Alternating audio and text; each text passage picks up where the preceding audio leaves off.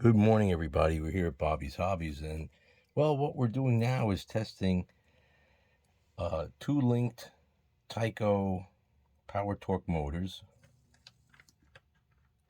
And why are we testing them? Let's get this motor's like getting it in the way. Oh, there we go. Now, are they really running or not?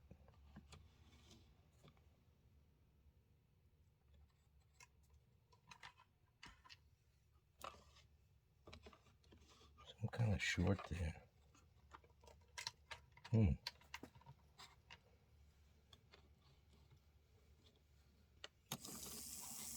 This is shorting it.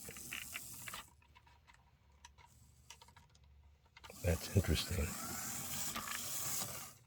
Now, I know it's kind of weird to run it with the wires, but what I'm just trying to show is that my wiring is right. Now, the thing that's bad is this thing. This is supposed to be the center free-flowing, and it just should have no power going anywhere. But if it's shorting in itself, and why would that be? It's possible. Now, these wheels are insulated on one side. They're Rivarossi GG-1 wheels. And you say, what is he doing with these wheels? Well, we're going to convert this to a P5a modified. Again, it's not going to be exact.